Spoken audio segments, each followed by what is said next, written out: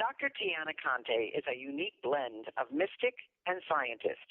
Her child mystical roots led to a career that has spanned over 35 years as a trained naturopath, ordained interfaith minister, and initiated shaman specializing in enlightened self-care and personal evolution.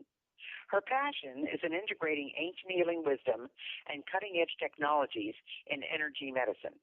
She's director of Infinite Possibilities Productions and international best-selling author of 5 books on transformation: Love's Fire Trilogy, The Change Insights into Self-Empowerment, and The Voyage to Your Vision. She is the producer and co-star in Awaken Your Riches, a documentary inspired by Think and Grow Rich. Tiana empowers people to access their unique guidance and solutions through her trailblazing system known as GPS Code. Well, that's quite a biography, Tiana, and I am delighted that you are with us today. How are you doing? I'm honored to be with you, and I'm doing great. And as we said, we both braved the wild weather to be here. Well, I'm going to talk to you about what you call NDE, a near-death experience. And I don't know if many people know they go through this or what, but you call it a wake-up call. So what happened that forever changed your perception of life? Oh, yeah, I tell you, if anybody had told me this, it would be reading like something out of a fiction tale. I was blessed. It wasn't through an accident or through, illness. When people have near-death experience, they're literally at death's door because their bodies are at death's door. I was at you might say, a spa in Upper West Side Manhattan having a body wrap. But it wasn't your average body wrap. It was 18 rolls of ACE bandages around the body, and then a vinyl suit, 6 blankets, and a blindfold. They forgot about me. Oh, my So, God.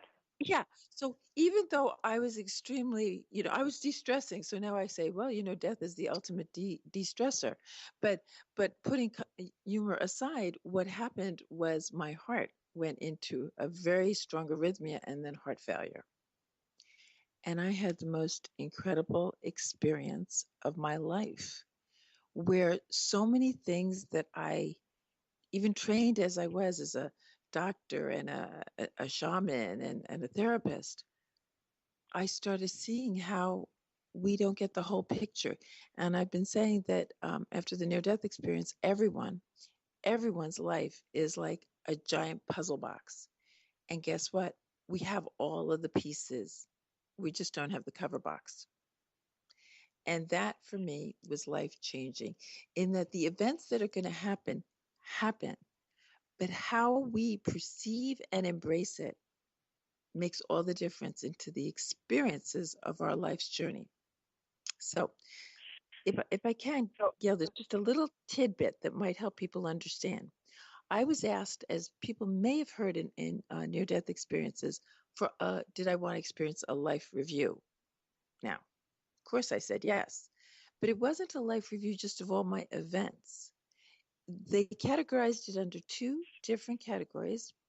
One was the life review of agony. And that wasn't just agony, it was anything that caused pain. And I got to see that the reactions were mine, the belief systems were mine, the thoughts, everything.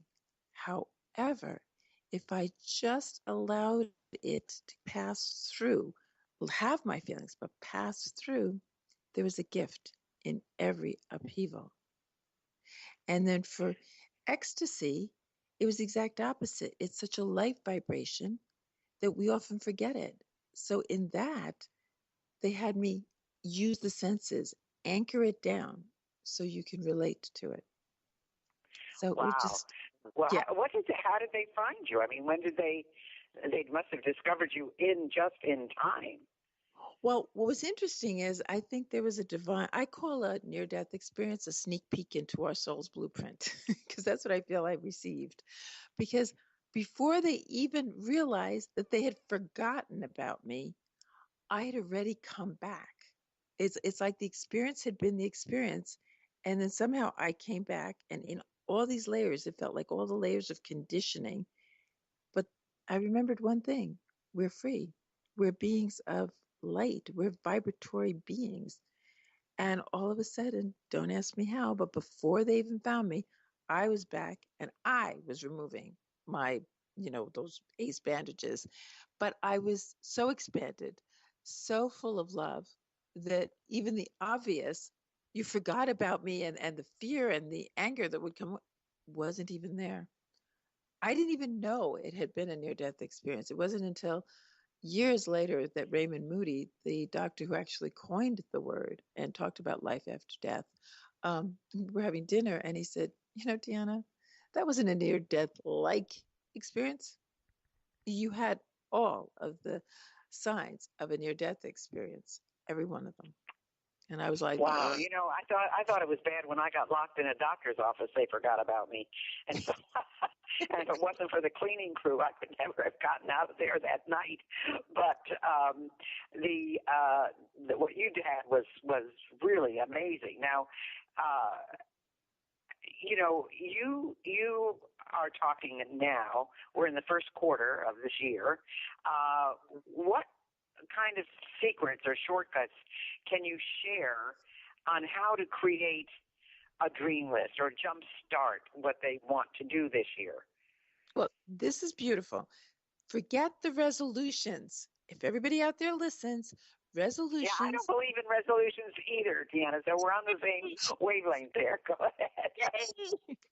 Well, here now, again, referencing back to that near death experience and all that I experienced of who we really are as these magnificent, powerful beings, our conscious mind limits us.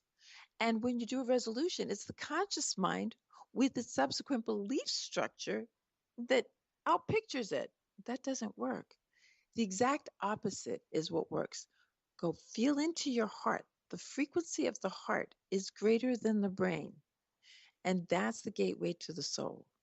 And when you feel into your heart, what is it that I want? It's not a to do list, it's a to being list. It's yes, I want this, I deserve it and desire it and call it to me. So I tell people look at your past year, give thanks to release the old year, and see what of the old year things you want to enhance, expand upon, put them in your dream list for this year. And then just go into your heart and see what will really bring you joy, what will really bring you peace, all the qualities that is our natural state of being. That's the secret. Not what the head wants or thinks it wants or it should want or society tells you need to have, but what feels real. And then just one baby step. That's all. Take one baby step and Wow. see what happens next. Well, now you mentioned before about your concept that you have of the soul's blueprint. What is that? I mean, the soul is a very powerful word. So, what is the soul's blueprint? Well, I didn't even have a clue about anything like this before that experience. But in that experience, I realized that we're so much more than just a body, and we're so much more than just a mind. And just like there's blueprints that people create when they're building a house, this is my house. Well, this body is our home.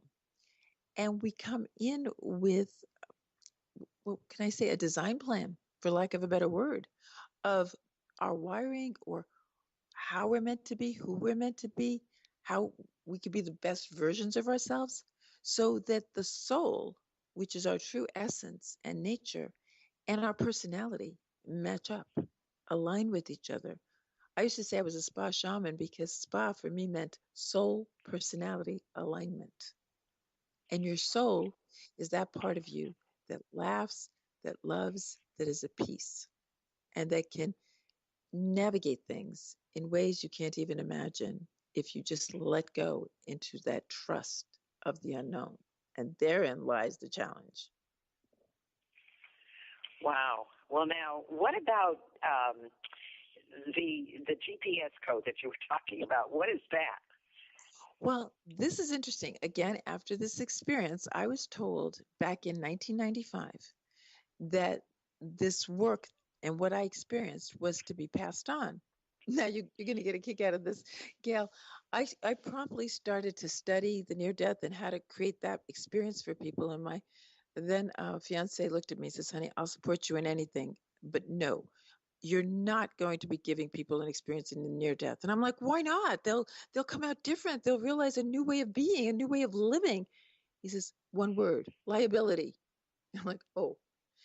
Never did I realize, Gail, that what I was hearing was the benefits of the near death experience is what I was to pass on, not the experience itself. And so the GPS code kind of evolved, you might say, between the worlds, between that experience that I had in 1995.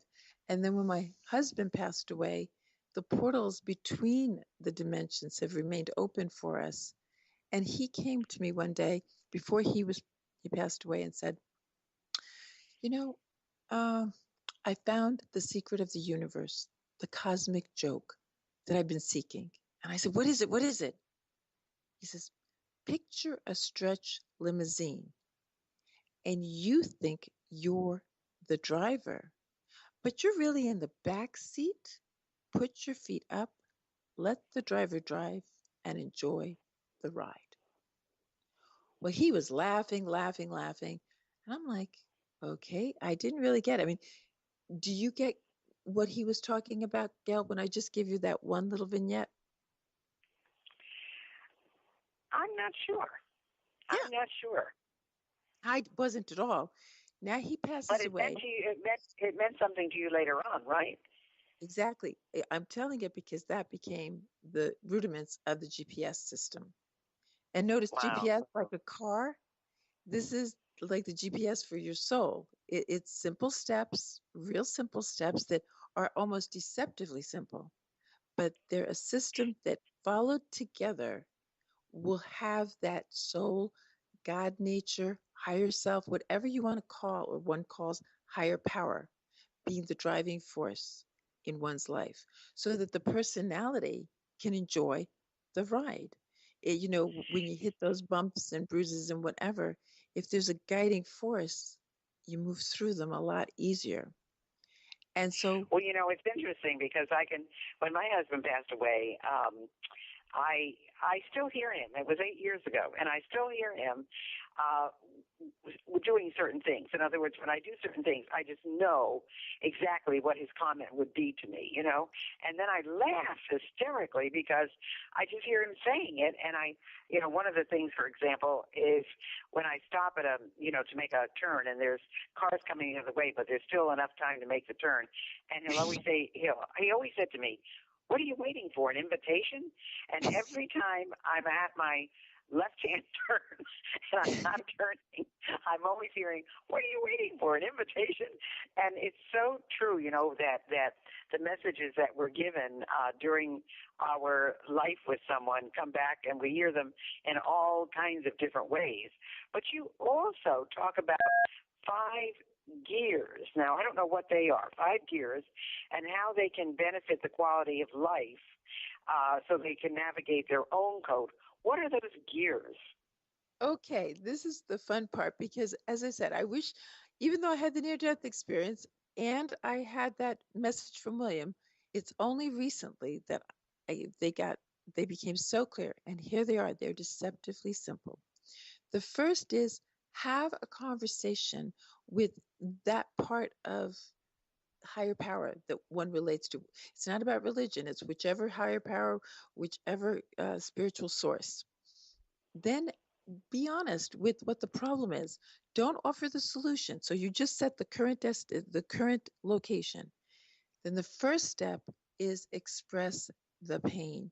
So much in society today, we're taught to either, transcend it or take medication for it.